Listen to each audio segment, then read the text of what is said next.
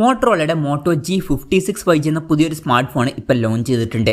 ഈ ഒരു വീഡിയോയിൽ നമ്മൾ നോക്കാൻ പോകുന്നത് മോട്ടോ G56 5G എന്നുള്ള സ്മാർട്ട് ഫോണിനെ പറ്റിയിട്ടാണ്.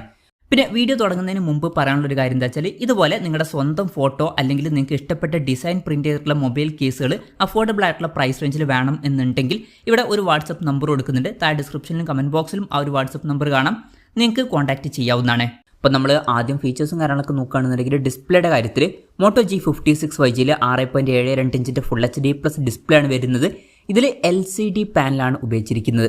AMOLED ഡിസ്പ്ലേ ഒന്നും വരുന്നില്ല. ഈ ഒരു സ്മാർട്ട് ഫോൺ ഏകദേശം 24,200 രൂപ പ്രൈസ് റേഞ്ചിലായിട്ടാണ് വരുന്നത്. ആ ഒരു പ്രൈസ് റേഞ്ചിൽ വരുന്ന ഫോണിൽ നമ്മൾ AMOLED ഡിസ്പ്ലേ എക്സ്പെക്ട് ചെയ്യുന്നുണ്ട്, പക്ഷേ ഇതിൽ LCD പാനലേ വരുന്നുള്ളൂ.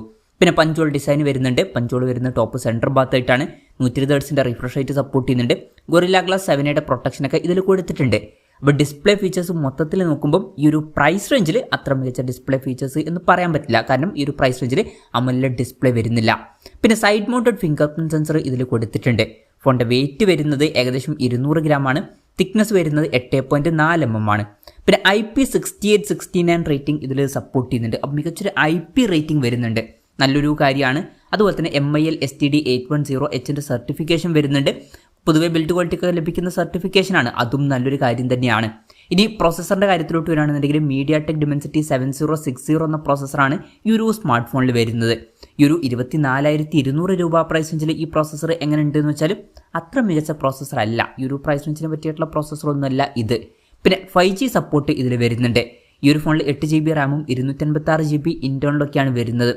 പ്രോസസ്സറും കുറച്ച് ഡിസപ്പോയിൻറ്റിംഗ് ആണ്. പിന്നെ സ്റ്റീരിയോ സ്പീക്കേഴ്സും കാര്യങ്ങളൊക്കെ ഇതിൽ വരുന്നുണ്ട്. Android 15 ബേസ് ആയിട്ടുള്ള സോഫ്റ്റ്വെയർ ആണ് ഇതിൽ വരുന്നത്. ക്യാമറയുടെ കാര്യം പറയുകയാണെന്നുണ്ടെങ്കിൽ ഫോണിൻ്റെ പിന്നിൽ ഡ്യുവൽ ക്യാമറ സെറ്റപ്പാണ് കൊടുത്തിരിക്കുന്നത്. 50 MP മെയിൻ ക്യാമറ സെൻസർ ഇതിൽ വരുന്നുണ്ട്. പിന്നെ 8 MP അൾട്രാ വൈഡ് ആംഗിൾ ലെൻസും കൊടുത്തിട്ടുണ്ട്. ഫ്രണ്ടിൽ 32 MP സെൽഫി ക്യാമറയാണ് വരുന്നത്. അപ്പോൾ തരക്കേടില്ലാത്ത ഓൺ പേപ്പർ ക്യാമറ സ്പെസിഫിക്കേഷൻ വരുന്നുണ്ട് എന്ന് പറയാവുന്നതാണ്. ബാറ്ററിയുടെ കാര്യത്തിൽ 5200 mAh ബാറ്ററിയാണ് കൊടുത്തിരിക്കുന്നത്. തരക്കേടില്ലാത്ത ബാറ്ററി കപ്പാസിറ്റി എന്നേ പറയാൻ പറ്റുള്ളൂ. 30 വാട്ടിൻ്റെ ഫാസ്റ്റ് ചാർജിങ് സപ്പോർട്ടും വരുന്നുണ്ട്. അത്ര മികച്ച ചാർജിങ് സ്പീഡൊന്നുമില്ല, എന്നാലും തരക്കേടില്ല എന്ന് പറയാം. പിന്നെ Type-C ചാർജിങ് പോർട്ടും ഇതിൽ കൊടുത്തിട്ടുണ്ട്. ആവറേജ് ആയിട്ടുള്ള ഒരു ബാറ്ററി സെറ്റപ്പാണ് ഈ സ്മാർട്ട് ഫോണിൽ വരുന്നത്. ഇതൊക്കെയാണ് ഫീച്ചേഴ്സിനെ പറ്റി പറയാനുള്ള കാര്യങ്ങൾ. പിന്നെ ഈ ഒരു സ്മാർട്ട് ഫോൺ ഇപ്പം ഇന്ത്യൻ മാർക്കറ്റിൽ ലോഞ്ച് ചെയ്തിട്ടില്ല.